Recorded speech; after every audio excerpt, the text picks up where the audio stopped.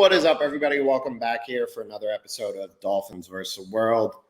And as always, we're joined by our producer, Joel, and Anthony, my co-host, is with me today. And before I ask you how you're feeling, let me just say quickly, please, everyone, like, share, comment, subscribe before you get into our pain and suffering here. Just do us that favor if you do or don't like what we're about to say. But please like, share, comment, subscribe, everyone. And yeah, Anthony, how are you feeling today? Dude, I'm still not good, if I'm being honest. Like, I'm happy that we're recording this. What is it? 72 hours after the game, because like you and I both said, I don't know if I've, considering the state, like not the stakes, because it's not like an elimination game, but considering how good our team is and my expectations, I don't think I've ever felt this like deflated and defeated after a loss like that. I'm trying to think. Not even last year, to be honest with you. Like maybe after the Chargers game, kind of, but not even. I haven't felt like this deflated after a loss in a long time. Like it normally, because when the Dolphins have sucked in the past, it's like, yeah, you lose, you get used to it. But I'm like, I don't know why, but I'm still like, not that I'm not excited to talk on the podcast and be here with you, but yeah, just like not doing well. No, I echo all that. Just brutal. Like no other way to put it. But yeah, I mean, like you said, as far as the Dolphins go, like I feel like whenever a loss like this happens for them, it's usually like week 4 or like week. Mm-hmm. This is the first time I feel like in a couple of years where it's just been like, what just happened? Like you blinked and everything that we waited all normally off season for, whatever, it's up in smoke. Right. And yeah, just real quick, Dolphins final score 28-27. Tennessee Titans win, honestly.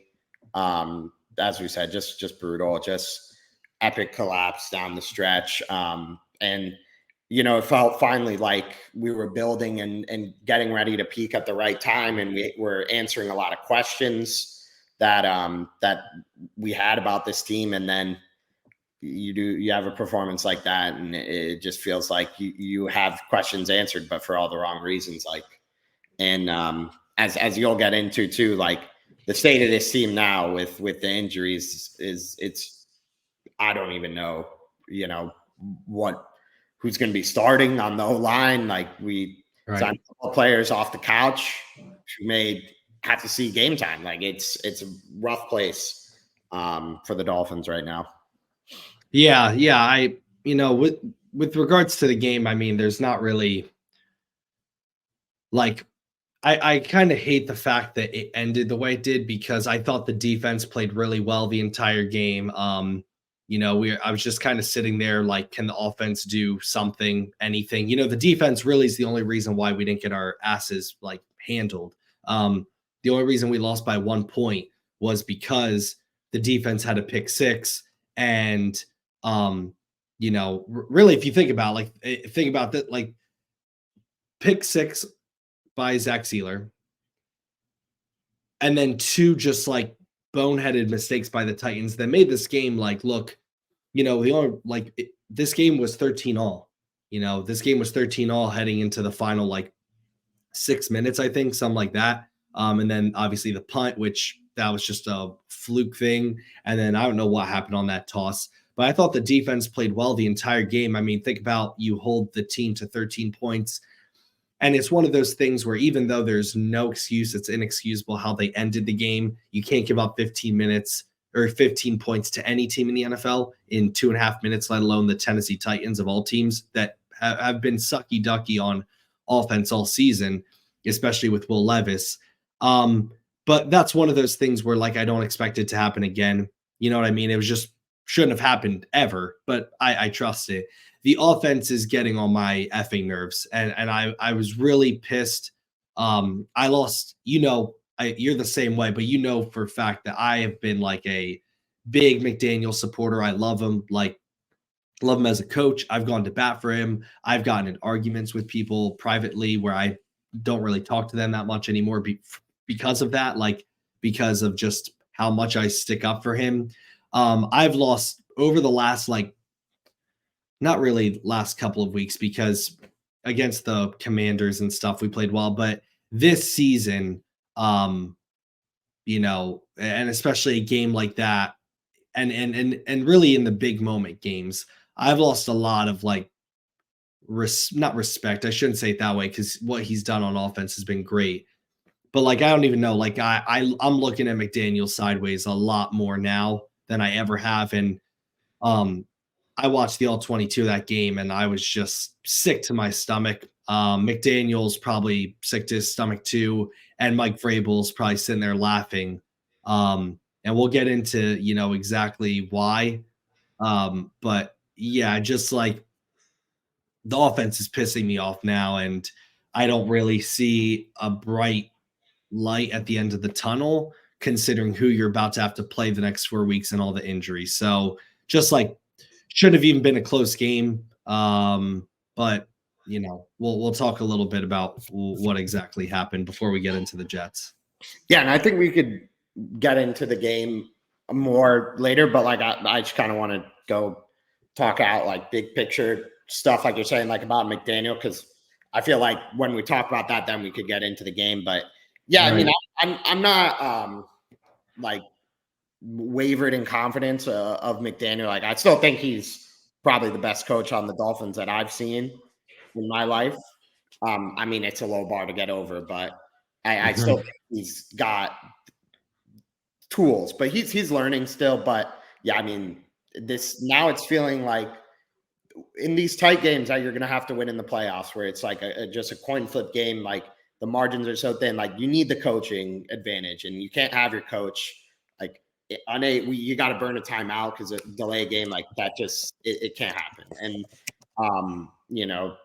the challenge wasn't great, but then like the in-game management, just the play selection was poor. Like, I mean, and I don't think Vrabel called a particularly well game. I mean, considering what he has though, like what he's done year after year, it's very impressive. Like he is one of the better coaches in the NFL, and like I think kind of just at the whole game, honestly, I'd say you got out coached. But when you get two gifts like that, like not just one gift, like two just absolute, like the stuff that happens once a year, like just two drop fumbles in a row, like, and you just throw it away, like completely wasted. Like when we punted the ball to them, I was sitting there and I was like, hopefully the defense can like get the ball back to this offense. Like that was my worry, was that the Titans would be able to go down and score a touchdown. And you get a gift, score a touchdown. It's like, all right, that's good. Now the defense, I feel like they're going to be able to like close this game out. And another gift, another touchdown, and then just capitulate. Like I still don't even know like what happened. Like it felt like there was nothing we could do to stop them. Like when they scored that first touchdown and got the 2-point, like it's almost like you knew, like you just had a sick feeling in your stomach. Right. Yeah. Like just to go back, because I kind of want to talk about McDaniel more, but again, got sidetracked. But yeah, I mean, like this is 2 years in a row now where the offense here has just completely flatlined. In these, when it gets colder, the big time games, like I don't think it's weather related, but like in December, like when teams are at their best and you need to be playing your best football, the Dolphins 2 years in a row now have not gotten off to a good start. And there's still football left, but like you said, with these injuries, like it's going to be really tough to overcome it. Yeah, I think the thing with McDaniel that is bothering me is, number one, I'm not sure how our red zone offense is as highly ranked as it is, because watching our offense in the red zone is like, I don't even know how to describe it. It's like an Interstellar. I don't know if you've ever seen that movie, when he's like in like the fourth dimension or whatever, and he's like mad because he knows the mistake that, like, I don't understand how you can make the same mistakes over and over and over and have no like awareness that it doesn't work. Like I don't know if McDaniel understands that like throwing fade routes to Tyreek Hill every game doesn't work. Well, I like know that if Chase Super Bowl, if the Super Bowl's on the line, like one play left, they'd run that play, and that play sucks. Like, yeah, so like they'd run it. the reality is, despite how bad this game was and schematically, like how badly he got out coached, the reality is it came down to winning in the red zone. And you went down to the red zone. I understand we had a block kick, but like every time you were successful in the red zone was because you ran the damn ball. And to go down there and throw the football consistently and have Tua run, and then he didn't even slide and he gets hit, like it's just such a disaster when they get down in the red zone because he tries to get way too smart. And if you look at most of the successful drives we've had in the red zone, it's when there's a good balance. And there's just no balance or creativity anymore down there. And the fact that like at the end of the game, you can't even get a first down to at least run a little bit more clock. You go 3 and out, and then you punt the ball back to the Titans and then put it in the defense's hands who just struck. Like it's just there's a lack of discipline and a lack of like McDaniel's not willing to win games through the run game. That's the reality of it. He's not willing to win games ugly. He's not. McDaniel wants to win games 45-10. And if it's not that, I worry. It's kind of like the Bills have been the last couple of years. And honestly, this year we've kind of seen a flip where they aren't willing to get in like boxing matches. And that's the Dolphins. And that's Mike McDaniel. It's not that he struggles in big moments, because I don't think this was a big game, to be honest with you. That's why I have an issue. It's like this was a layup.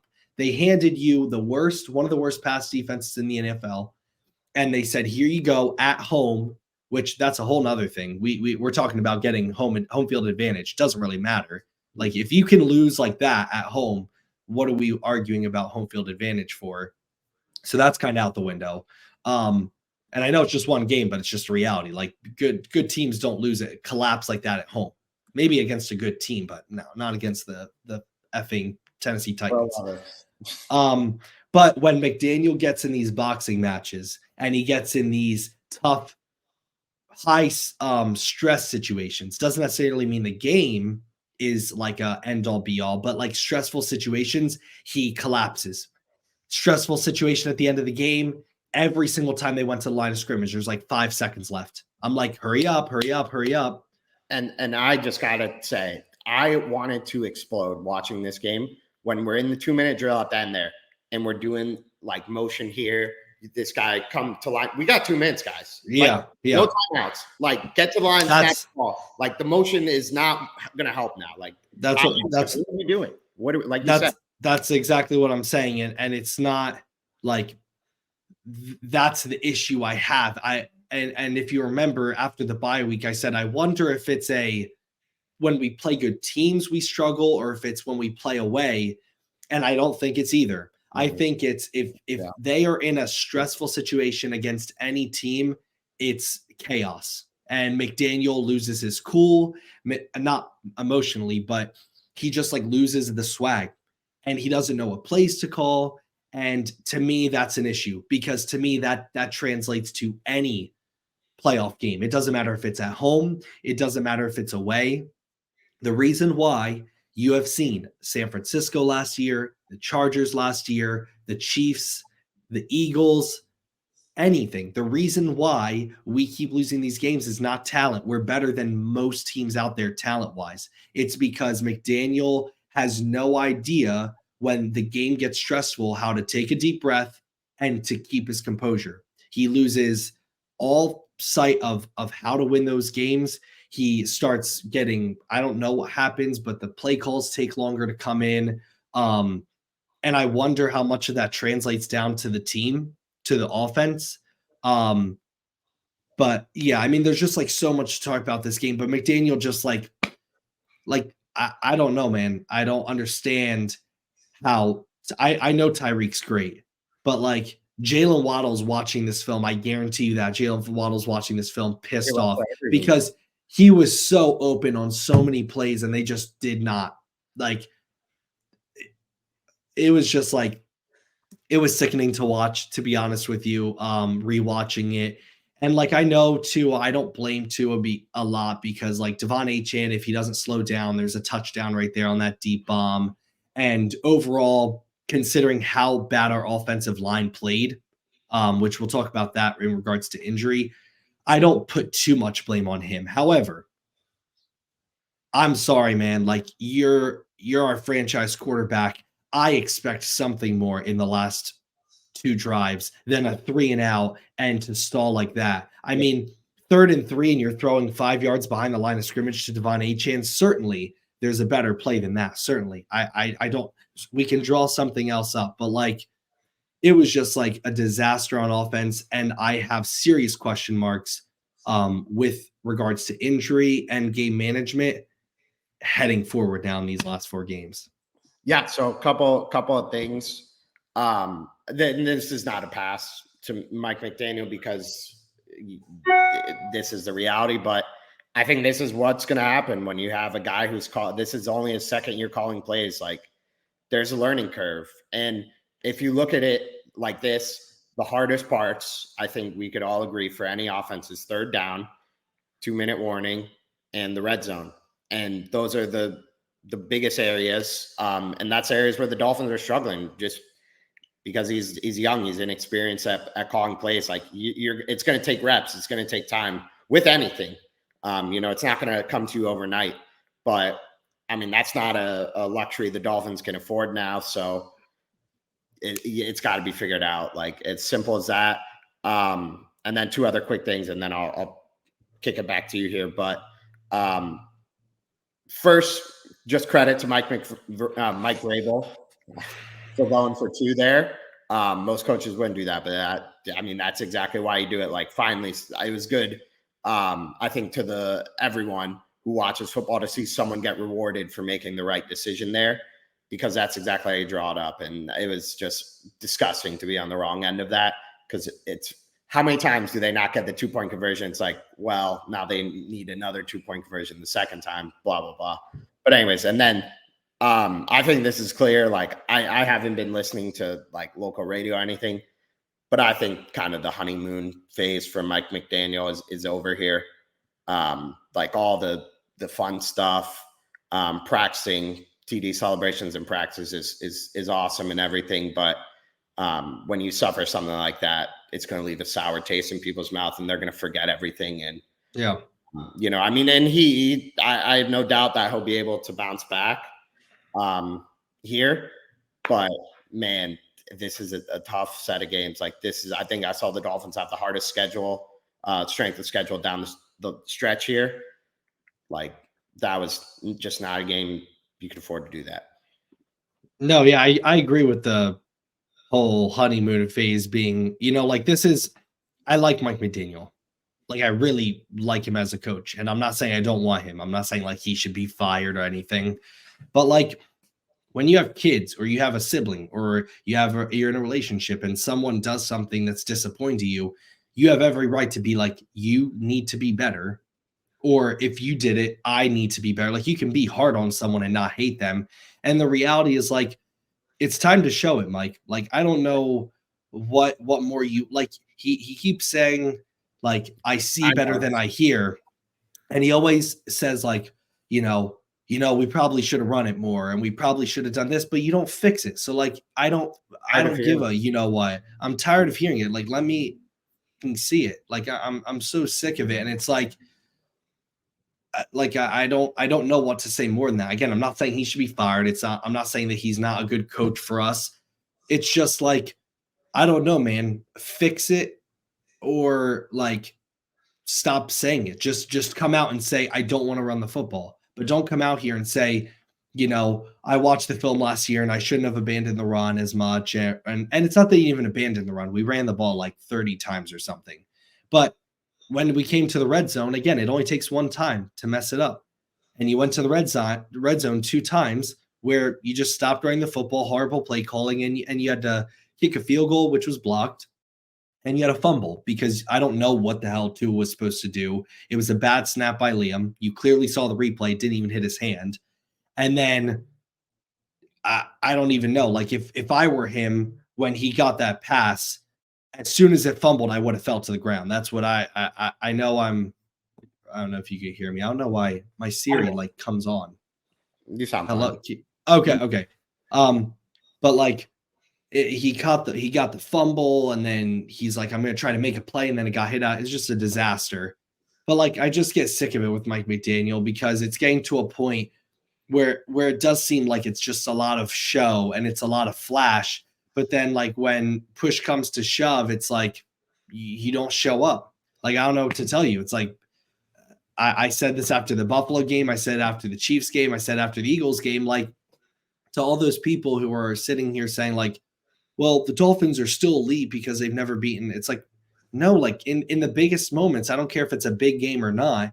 In the biggest moments when it's stressful, he shits the bed every single time. And it's frustrating because he has like the most talented Dolphins team I've ever witnessed. He has a top 3 roster, and like it's inexcusable against a Titans defense that is the worst or one of the worst in the NFL in pass defenses and doesn't have their best interior defensive lineman.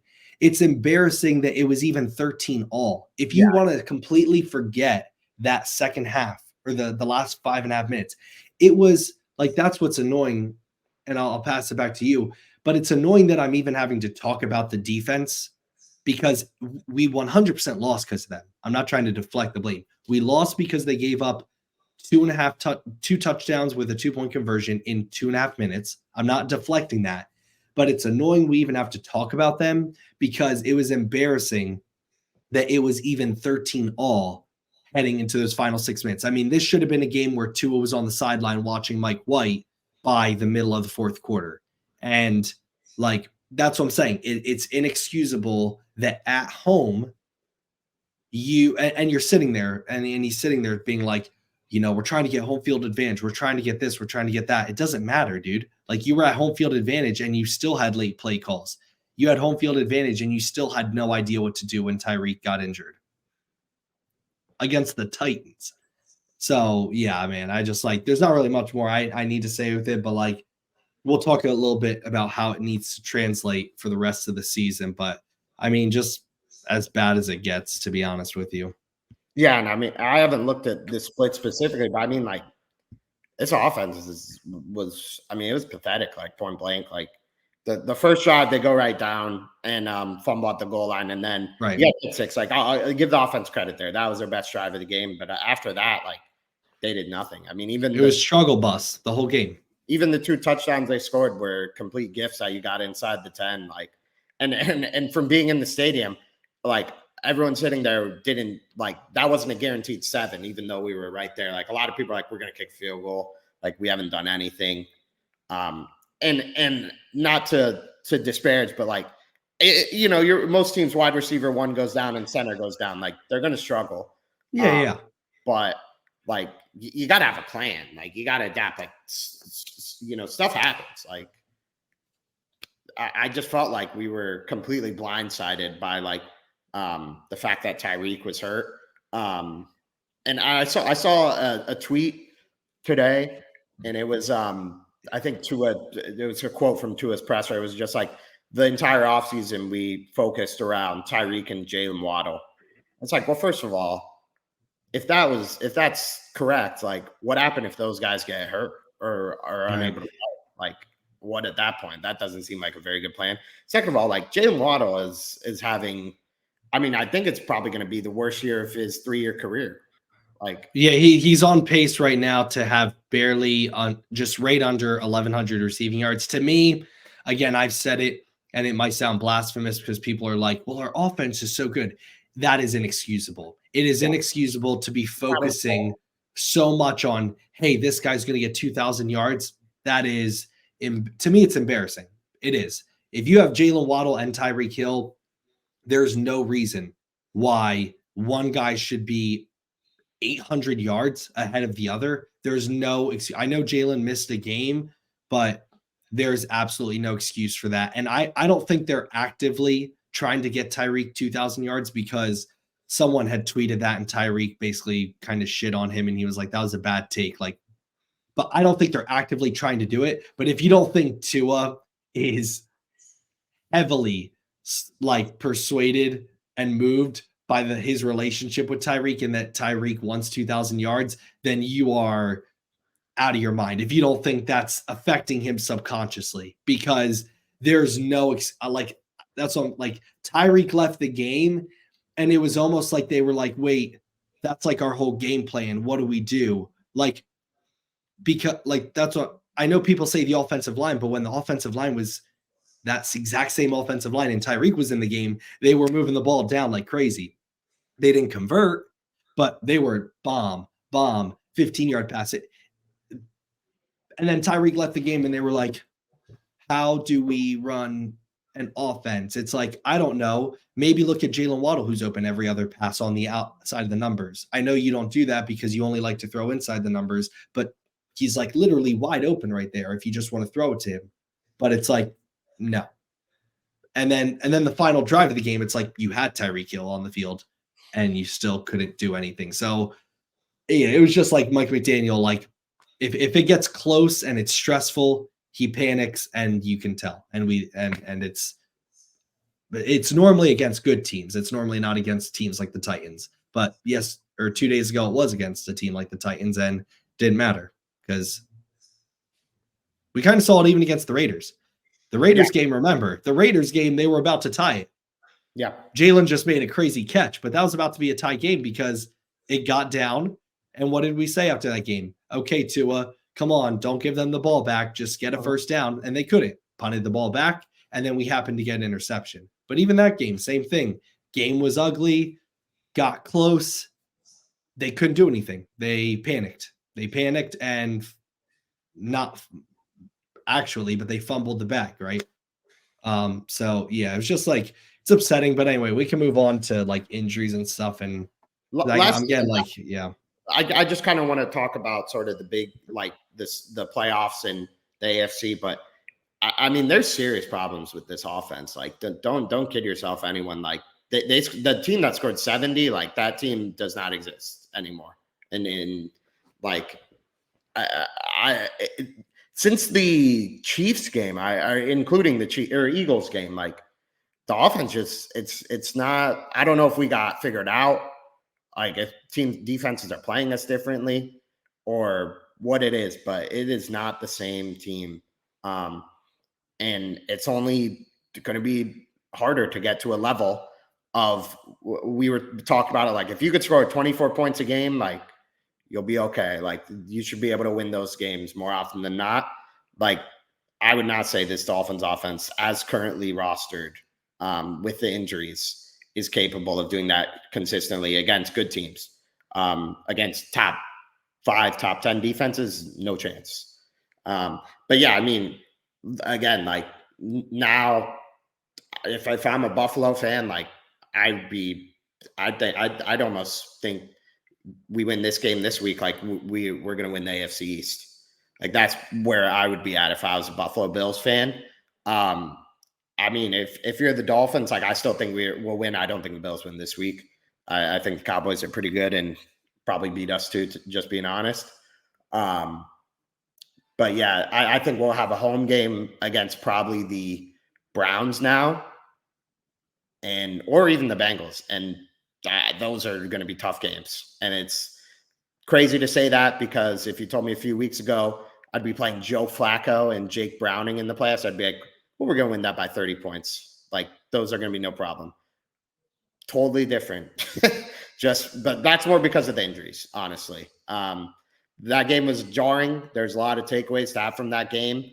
I think all of them are more like a couple years, like problems. Like how is this offense and this team progressing year over year? How do you improve this roster? Like there's a lot of guys that need to be paid, and that's a big problem. Yeah.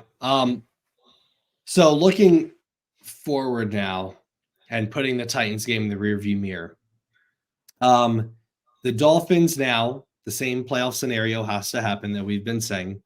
The Dolphins have to win 2 more games, and the Bills have to lose 1 more game. The Bills losing 1 more game could happen to the Cowboys. The Cowboys look real good right now. And I watch all their stuff because my mom's a Cowboys fan. I root for them unless they're playing Miami. They look really good. Like, they look legitimate. Now, what will that look like when they play Miami? I don't know. I think our offense quickly as we see. right. The Dolphins offense in a vacuum against that defense matches up really well. Now, to me, the biggest thing with the Dolphins is going to be the injuries. And I guess we could talk about that right now. If the Dolphins are going to continue, and two things can be true. I understand why Mike McDaniel was so cautious with injuries. It has effed you over in the long run, if we're being honest. And I said this many times. I understand it. I'm never going to get mad that he's trying to keep us as healthy as possible long term. But like we saw, all of that for Connor Williams was for nothing. Because guess what? He could have been 100% healthy. You come in a game and a guy falls on your leg and you're done for the season. Yep. Hopefully it's a lesson learned that if a guy's like, I'm ready to go, put him out there because it's football and anyone can get injured at any time. How cautious is he going to be with injuries?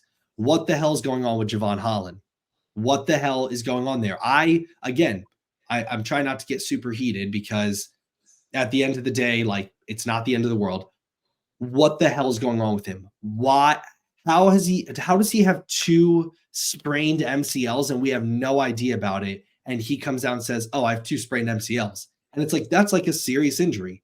And we have no idea about it. Teron Armstead, can you count on him for more than 2 games? Liam Eichenberg apparently is in a boot. Austin Jackson, the last play of the game, looked injured. Robert Hunt, no idea. Is he able to play now? Mike McDaniel said there's a better chance Teron comes back than Robert Hunt. There's a better chance Teron comes back sooner than Robert Hunt. That's not good. So it's like, yeah, if Teron was there and Robert Hunt and Austin Jackson and, Robert Jones at left guard, I don't think it's that much of a disaster. But you factor in Tyreek might not play against the Jets. I think it's a 50-50. I think the whole him getting 2,000 yards, I think they all internally are like that. Like, you're not winning MVP anyway. It's probably going to be Brock Purdy, if we're being honest, or Dak Prescott. It's not going to be Tyreek. It's not going to be Tua. So let's give up the 2,000 yards thing. He might not play. Liam's not going to play. Robert Hunt's not going to play. Teron Armstead probably won't play. Xavier Howard might not play, apparently. Devon Achane might not play. And Javon Holland, who knows? He said he was good to go against the Commanders, but here we are going into the Jets, and he might not play. Like, I'll pull up the injury list right now, but that to me is like, I have no idea. Like, look at this injury list. I mean, 2 days in a row now. Devon Achane, Liam Eichenberg, Deshaun Elliott, Tyreek Hill, and Robert Hunt did not practice. Teron Armstead did not practice, and now he's limited. Xavier Howard did not practice, and now he's limited. Like, there's so many injuries to where, yes, theoretically, and you and I said this before we talked, if there was no injuries right now, or a reasonable amount of injuries, every team has injuries. But if we weren't in this situation with injuries, I'd be like, you know what? That was embarrassing what happened. You fumbled the possibility of winning the AFC East before you even head into those last 3 games. But you know what? Hopefully they had a wake-up call and they'll fix some stuff. With the injuries, though, I mean, I don't even think the Jets game is a guarantee. I'm picking them to win, and we'll talk about it. But, like, me personally, like, I could easily see us losing out other than the Jets game. I mean, with all the injuries we have, like, I don't know. This is the only game where I guess rest some starters here and have your team as healthy as possible for those last 3, I guess. But, like, I don't know, man. There's too many injuries for me to be like feeling confident about this team right now. There's just I know people are like, every team has injuries. And to those people, I'm like, okay, F off. No, not every team has these injuries. Not every team has lost their center, their left tackle, their left guard, their right guard, their wide receiver, their star wide receiver might not play. Their best cornerback apparently or their second best cornerback's injured. Their starting safety's out, and their best defensive edge players out for the season. That's not normal. Let's stop acting like it is and keep saying everyone has injuries. No, they don't. No one has these amount of injuries other than like the Ravens. Actually, maybe. I just sent you a tweet from Travis Wingfield, and it really puts into perspective nicely how the Dolphins stack up compared to other teams injury wise. And look, like this is going to happen to your team like once every few years, like where you just get unlucky. Like stuff happens. That's just sports.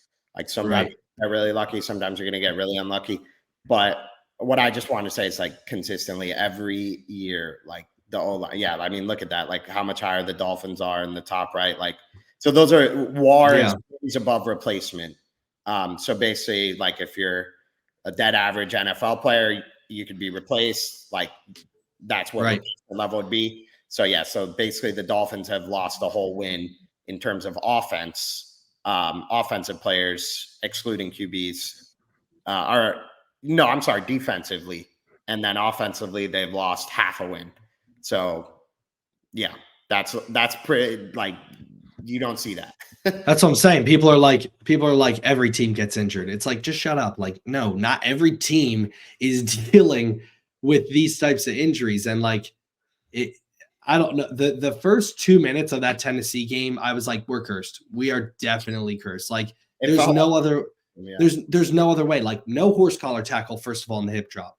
Like no horse collar tackle. Brandon Jones, I joked before the game. I said, hopefully he doesn't try to injure another one of our players. He hurt Xavier Howard. The only thing going for him is like, I don't know. He's a good looking dude. That's like the only thing going for Brandon Jones right now. And then like Raheem Mostert was like limping a little. And then Connor Williams obviously is out for the season. So no team's going through this. I don't know why everyone acts like it's normal. The only person that right now is healthy that you're like, wow, good for him, is Tua. Yeah, I know, right? That's the only reason we're not freaking out is because good for Tua. He has stayed healthy, and that's really honestly the main thing going to keep us in this games is if your starting quarterback's healthy. But like this is not normal. And in the off season, I'm going to do I'm going to research into Shanahan-led teams and injuries, because if you look at majority of teams that run that same system, always injured. The 49ers, the Packers, the Dolphins, the Jets, any team that comes from that Shanahan tree, their teams are always injured. I don't know why. I don't know if it's because of their practice style. I don't know, but all those type of teams. Oh, like the Dolphins, just a lot of injuries. We didn't used to have that with Flores. Now, I'll take McDaniel over Flores. I'm not saying that, but like we did have this many injuries, this many big injuries with Flores. We did.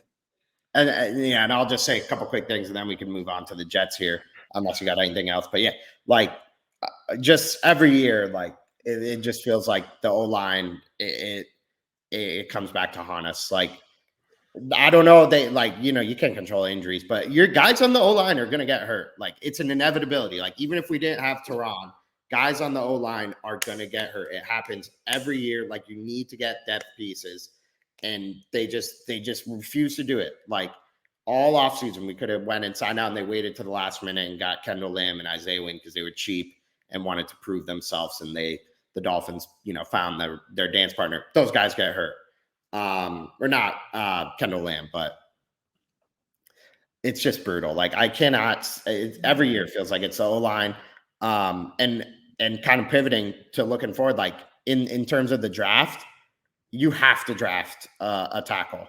Teron Armstead, it cannot be counted on, and you can't count on a guy you're going to sign like Kendall Lamb. Like he's not going to stay here. He's going to go somewhere else and get paid. And you have to have a backup tackle of his caliber. Because Teron is no guarantee to play. And then I think Connor Williams is probably also going to get paid and go somewhere else. So you're going to draft seven. Like I mean, those are problems for later, but the way the Dolphins have positioned themselves in terms of the offensive line moving forward is it's horrible, to be just frank. And when the offensive line was good, we saw what this team could be. And I feel like just with any team, it starts there, and that doesn't get stated enough. Last thing, if there was one silver lining from this, is you still have four games out of you to prove yourself and change the narrative. Tua could go out, prove himself, prove that he is a big time player. Like, they have every opportunity still left. Will they rise to the occasion? Only time will tell. Right. I hope they do, and I that'd be something to really be proud of if they show up here these last few weeks and fight. I mean, they did it before against Buffalo. They came up short in the playoffs, but like, when no one gave this team a chance before, they showed resilience. So it's another opportunity for them, and hopefully they do. Yeah. Yeah. I don't know how much, I don't put it as much on depth on the offensive line. It's just like, again, I don't know how you can get more unlucky. Teron Armstead, which, let's not act shocked. Robert Jones, Robert Hunt, Connor Williams, Liam Eichenberg. It's like 5 guys getting severely injured to where they're missing a lot of games. It's like, that's not normal. Like, the Dolphins offensive line, even when they were missing Teron and like Robert Hunt, were pretty good. Like, even when we were missing 3 guys. Oh, and Isaiah Wynn. I didn't even put him in there. 6 guys. So like, I don't even put it on that. It's just like, I don't know, man. I've never, this many injuries is crazy to me. And I hate when people say it's the NFL, everyone's dealing with injuries. It's like, you sound like an idiot. Like, just stop talking, because when people say that, it's just like, you're just using a cliche to make it like, to avoid the topic that like the Dolphins right now are dealing with a lot of injuries, and it's a legitimate excuse. They're just saying it like, oh, every team deals with injuries. It's like, no, most teams are like dealing with one guy that's like out for a year or like out for a couple games. No one's dealing with their their left tackle, center, left guard, right. Like, literally think about this. There was one starting offensive lineman playing versus the Titans. There was one guy playing. Like, no one's dealing with that. No one's dealing with their best edge rusher and Jalen Ramsey being out for half the season. Jalen now the second half, Ramsey out the first half. Like, no one's dealing with this. Baker's on IR. Javon Holland hasn't played 2 games, might be 3 this week. So it's like, no one's dealing with that. And to me, that is the biggest reason why I legitimately think the Dolphins are going to go 10-7. I legitimately think that. And it's not because I've lost all faith in the team. It's not because I think we suck. It's just because I think, given the state of McDaniel as a play caller, as a game manager, and the injuries, I do not see how you're going to be able to win more than 2 games. I don't see how you're going to be able to win more than maybe the Jets game. Like, it's not, again, I'm not trying to say we suck because we lost to the Titans. No, it was embarrassing. But like, if you gave me Connor Williams and Teron, and not even Jalen Phillips, but like, just give me like a 75%, I think we could probably beat the Cowboys. But we're at like a 50% team right now. And it's just, I think it's just too much to overcome. 41% of the team is injured somewhere. Yeah, that's too much. That's too much. I don't care who you're playing. That's how like you can do the math real quick here. But anyway, I'm gonna pull up the Jets thing because I want to get into that a little bit. I don't want to keep rambling about other stuff because it'll get me heated. Yeah, that's like, again, that's, and I worry, and I hope this doesn't happen, but this is why, like, the Dolphins need to find a balance between what they currently have weapons wise and like a good offensive line. I know you can't have both, but you need to find a balance, because I've said this, the notion that like Tua needs elite weapons is so stupid. I hate it. He had a winning record with guys off the street that work at Burger King. The same guys that people are like, Mac Jones needs better weapons. It's like, okay, well, that was what Tua was dealing with, and you all said he sucked. He doesn't need elite weapons. Yes, having Tyreek makes them the best offense. If he had Jalen Waddle and give me like a middle of the pack wider, like, I'm trying to think, like McCole Hardman or something, like, yeah, they would still be a good team, but like, you need to find a balance, because this offensive line crap, at the end of the day, it's what everyone says. Have all the weapons in the world. If you got no one to protect him, that's what's going to happen against Tennessee. So, but anyway, going against the Jets, I'm going to pull up our 3 keys, and I'll just mention mine real quick. looking at what happened against the Tennessee Titans and kind of translating that, I'm going to say limit the turnovers because, I just think that really is going to be a key for every Dolphins game. Luckily against this one, there weren't too many turnovers, but like, look at that one turnover. I know it didn't cost points, but it cost us points. The offense didn't score. Actually, I think they did. I think the Tennessee Titans went down the field like a 96-yard drive after that fumble. I believe so. But limit the turnovers, number one, because we saw against the Jets last time, they had a pick six, and you're lucky Javon Holland had a pick six too, right after. But like, limit the turnovers, convert in the red zone. For the love of God, when you get in the red zone, do more than throw the football every time. Like, just please. Like, if you are at first and goal inside the 10, find creative, different ways to run the football, because like, you can't just be passed. Or if you're going to throw it and you decide to throw a fade route, put Chase Claypool in there, for the love of God. I saw people saying, oh, he doesn't know the playbook yet. He's been on the team since like for about 8 weeks now, almost. He's been on the team for like 6-7 weeks now. Surely he knows how to run a fade route. Surely. I'm just going to go with yes, I know how to run a fade route, and he knows way more about football than I do. So if I can run a fade route, he can run a fade route. And to me, like, even when they ran it to Cedric Wilson, did I disagree with it? Yes. But at least they threw it to Cedric Wilson, who is playing really good football. But you have to convert in the red zone, because we're getting to the point where, like, I don't know how many opportunities you're going to get down there. So you have to make the most out of them. And then lastly, for the love of God, please spread the love on offense. Please. I know we're all celebrating Tyreek Hill getting 2,000 yards. It's not going to happen. Let's put it in the rearview mirror. No team is just going to let him do whatever he wants. No respectable team. The Cowboys aren't. The Ravens surely aren't. The Bills certainly aren't. So let's put 2,000 in the rearview mirror. Let's not worry about it. And let's remember that, like, you have a lot of weapons.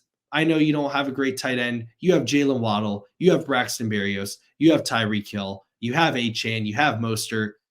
Can we spread the love? Can we go into a game and the game plan not be let's throw the ball to Tyreek all the time? Because if we can do that, I really don't think we're stoppable. I don't. We saw it against the Commanders.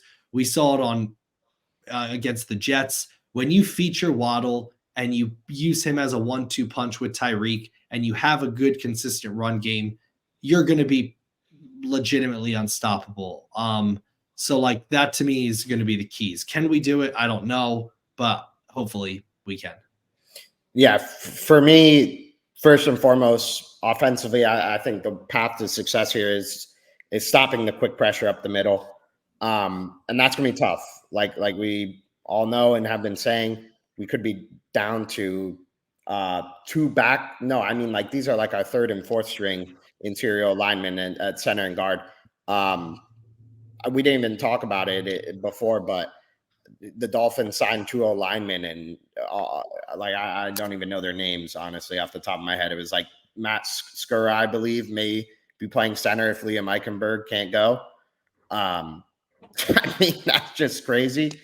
But the way to stop quick pressure, there's 2 ways. Obviously, you get good protection with the O-line holding up, or just get the ball out quick with screens and stuff. Like, I think this is a game where the Dolphins shouldn't look down the field so much, because they can't with the state of the O-line and the injuries with Tyreek. Like, just do some screens to other players. Like, use Tyreek as a decoy this game if you have to. Like, if he's going to play even. But yeah, I mean, let's see some different stuff here. Right. You know, the crossing and posts over the middle are great, and they work great and everything. But, like, you know, we haven't had offensive success here outside of the Commanders in quite some time, if we're being realistic here. And then on the flip side, you got to force the Jets to drive down the field, you know, have sustained drives. You know, Zach Wilson didn't look terrible last week. I think a lot of people are kind of like, maybe the pressure's off of him, blah, blah, blah. We've seen this story 100 times. How many times has he had like a semi-respectable game, and then the next week people remember that it's Zach Wilson quickly? I think you're going to do that by making him multiple plays. The longer he holds the ball, the longer he has the ball, and the more plays he has, the more prone he is to mistakes. And he'll take one eventually. So, if you force him to just have extended drives here and you don't give up anything deep to like Garrett Wilson, who's their only real offensive threat right now, it's going to be a long day for the Jets. Also, defensively, looks like there's going to be some weather for the game as far as rain and wind. It doesn't get too windy in the stadium, though, because of the structure, the roof. Right. So I don't think wind would be a factor, but potentially rain. And just lastly, we can't afford any more injuries, guys. We just brought up the graph, the injury report, everything. Like another, and it's gonna happen. Like people are gonna get hurt, but from here on out, continuing. But I mean, we're running out of guys left here. We had to re-sign Melvin Ingram. Jason Pierre-Paul and Melvin Ingram are like our current backup DNs right now. Like maybe that'd be good in 2014, but I do not want to see that. So we cannot afford more injuries here. Like I don't know how you can do it. Just be smart. Yeah. I mean, with the injuries, it's like it's more of a prayer thing. They don't have, obviously we know they don't have control, but it's more of like a prayer thing where it's just like, can we just avoid these guys getting injured? Silver lining defensively, I don't know about Xavier Howard. If he'll play, I think he should be fine. I mean, he played the rest of the game. He made he should have that interception. There was a lot that happened in the game to where it shouldn't have been as close as it was. That's what's annoying. There were so many things that happened to where it's like, you should have, that should have been a pick. His arm's getting pulled down. Where's the penalty? There isn't one. Devon Achane, why are you slowing down on a seam route? It's a touchdown. The fumble that cost them at least 3 points. So there's a lot that happened where you shouldn't have even lost. Defensively, there aren't as many injuries. I think Javon will probably come back this game, hopefully. Who knows? But the defense played well. It's just the situational awareness at the end is inexcusable. But I still think that it's going to be a low-scoring game because of our defense. I don't have a lot of faith in the Jets offense, even with how they played last week. I have my scores 24-20. We see it pretty similarly. To be honest, I think that the Jets are going to have a very good gameplay for the Dolphins. The way to beat the Dolphins, and I've said this since the Giants game, because I remember thinking, everyone was saying, I hope they don't blitz the Dolphins because Tua is really good against the blitz. The way to beat the Dolphins is to literally just drop 7-8 guys in coverage. McDaniel's not disciplined enough to beat you in the run game. So if you just drop 7-8 guys in coverage, he's not going to stick with the run. And the Titans did that. There were so many plays where there's guys not even assigned to gaps in the run game because they're he's not going to run the football. They'll throw the football. And they did. And they called their bluff. So I see the game being one of those where it's I still think we'll be able to score points. I think that with what happened last week, they're going to come out prepared and focused. Division games always teams, it doesn't matter how bad or good the other one is, they're not traps at all. I think that the Dolphins are going to want to, they're kind of in desperation mode now. I know they're 2 games above the Bills, but when you look at who the Bills have to play versus the Dolphins, it is desperation mode. Because all those people laughing that the Bills aren't going to win the division, it's very realistic. They play the Chargers without Herbert now. The Dolphins and we know the history there, and they play the Patriots. So if they lose to the Cowboys, they could still win this division. They could win out the rest of their games, and we could lose out, and they could win it. So I think the Dolphins are going to come out with energy. I don't think that the Jets offense will be able to score a lot of points, but I think it's going to be a struggle for the Dolphins. I wouldn't be shocked if it was similar to what we saw against the Titans, 13-all, and then, something like 13 or 17-13 or something. And the Dolphins got a touchdown to go up 24. to 13, and then the Jets went down, got a touchdown last minute, and kicked an onside kick, and we got it and won the game. But I don't see the Dolphins going out here and winning like they did in New York, where it's like a 35 or 34-13 game. I think it's going to be tight.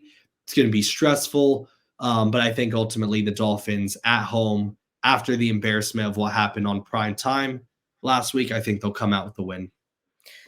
Yeah, I think the biggest thing for kind of fans last week is sort of the reality check that like these blowout games are done. So I think that at least from a fan standpoint, people are going to be okay with this result that I'm predicting here. Like if it's a close game and the Dolphins win, I think people will be like, okay, it's fine. It's the NFL. Like we see this team's finding ways to win ugly. But I kind of just see another like tough day for the Dolphins offense. I mean, that 23 points isn't exactly tough, but I think it's going to be sort of a lower scoring game. And I do think the Jets are going to be able to put up points just because they're going to have the possessions to do it. Like, yeah, as we saw last game, like they were stopping the Dolphins offense at times. So yeah, I think it's going to be a close game, a tight game, like you said, a scary game. But in the end, I do think the Dolphins will come out with a victory. And yeah, I mean, hopefully then the Cowboys can get it done. And at least we know that we just got to win one more at that point. Yeah, I mean, because again, that's the key is, do you think the Dolphins can win two more, or do you think the Bills can lose two more? Because if you don't think the Dolphins can win two more games, the Bills have to lose two more, including the Cowboys, if they lost to them. If if we're able to win two more, the Bills only have to lose one more game this season. Now, maybe it comes down to that last game against the Bills week 18, which, well, gosh, that would be, I feel like that's what we kind of predicted like in the beginning of the season. And then like, and just like we did said other stuff, like it's going to be like, here, like, not that we got there in the way we thought we would, but in the end we may get there. Yeah. Hey man, it could happen. Hopefully, and I will say this: I've seen some people freaking out because they're like, if Tyreek can't play, I'll say this: even though we're better when he's on the field, to me, if he doesn't play versus the Jets, it's not going to be the same as if he goes out against the Titans, because the issue is that McDaniel, we've seen, is not able to adjust. There are no adjustments. If he goes out and the game plan's working and they're winning, it's fine. If he goes out and the game plan's not working, it's kind of just like, well, let's try to make it work. There's no, oh wait, they're doing this. Like again, if I'm watching film, seeing Tyreek's or Jalen Waddle's wide open on the outside every play, surely they see it. No adjustment. But to me, like if Tyreek's not going to play, it's not a good thing ever, but it's better if it happens early in the week rather than during the game, because there's not going to be an adjustment during the game. If he gets injured or if he's not going to play and they know that heading into the week, they'll have a game plan for Jalen Waddle. The issue is that the game plan was Tyreek and then he left and it was like, I don't know what, I'm confused on what I need to do now. So like to me, if Jalen's the only wide receiver out there, I think they'll have a good game plan to get. Will it be as dynamic? No, but I think they'll be. I think if one of them's if Tyreek's gonna be out, you're gonna see a better result against the Jets than what happened versus the Titans, because they'll have time to prepare for it. But yeah, hopefully we win this game, because dude, if I can't again in December, I can't be doing this again in December. Like Christmas is coming up. I can't, man. Like it's supposed to be the most wonderful time of the year, man. And for the last 2 years, like I've just like have been like this. I've been watching the games like this in December every year now. And last year was for different reasons because Tua wasn't playing. Maybe as long as Tua is playing, I'll be like, okay. But I don't know. We'll see. Yeah, geez. I mean, they lose this game, which again, I would not be shocked. No, I'm not. I know there's a lot. Yeah, the form of these two teams is totally different right now. Yeah. But yeah, I mean, Jesus Christ, if they lose, like it's going to get a lot of jokes and neat stuff, and it's going to be back to earlier in the season, like before this season. These are games where Tua earns his contract. People think it's like to me, this is how you earn your contract, because if I'm giving you a contract, Tua, you need to show me that we are allocating a lot of money to you. You can win in these type of games. I know it's the big time games, and those are important too. These are the type of games for me as a fan that convince me you deserve a full contract, because I need to see that. I know you have injuries along the offensive line. I'm not asking you to go out there and post 500 yards, but you need to go out there and in key moments convert and not look flustered. I'm not blaming him at all for the Titans game. I expect more from him, and he expects more probably from himself. But there are a bunch of people that is like, he sucks. I'm like, his whole offensive line is gone. But to me, this is a game where if I was like close to him, I'd be like, hey, you want that contract? Go show that you can win a division game, a must-win game, basically, without a lot of talent around you, without Tyreek. Go show them. Tyreek doesn't make me. He makes me better. He doesn't make me. And this is a game that I want to see as a fan, because if you're going to give a quarterback a lot of money, I need to see you be able to win without some weapons and without stuff, or at least play good football. And hopefully he does. Yeah, I agree with you 100%. Like, these next 4 games are a really good sample to see what we get. Like, right. A lot of questions are going to be answered. Like, you pay your quarterback to elevate your team, and like this is a time when the team needs elevating. Like, we're a depleted squad right now. Like, lift this team up. Like you said, this is what we're going to pay you for. And real quick, one last thing I want to say. I apologize, but to me, the only question I had was injury with him. And with all of the injuries that happened to Justin Herbert, Joe Burrow, Aaron Rodgers, to me, Tua has shown this year, this will be, I think, his 14th game in a row for the first time, like, ever in his career, high school, college, like anything. Do that. So like to me, as long as it's not like fluky stuff's gonna happen. But like, to me, the injury thing is not really on my mind. The offensive line hasn't been that great this year. Between him learning how to fall, I've honestly loved that. Like, every time he's gotten hit, I don't like him getting hit, but like I can tell, like, he's just more conscious of. It's like Tom Brady. Like, sometimes he'd be like, I'm about to get sacked, I'll just fall. And Tua does that a lot now. So I don't really worry about that. Fluke stuff's going to happen. We saw it happen to Joe Burrow now. Justin Herbert, a lot of guys. So like, to me, the thing I want to see from Tua is what I want to see, even if he had a contract. I want to see him go out there and help us win these must-win games. But like, I can officially put the Tua injury thing, because like I've seen enough to where I'm like, okay, he's gone in basically a full season, unless something fluky happens. He's gone a season without getting hurt. Yeah, he put in the work, and at the end of the day, I've seen enough injuries with other quarterbacks to where sometimes it's just an unlucky thing that happens. So, big time players make big time plays in big time games. Yep, that's what these next 4 games are about.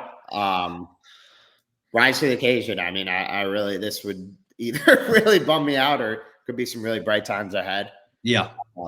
But yeah, I mean, thank you everyone for listening. We'll continue to be here, and fins up, go Dolphins. Fins up.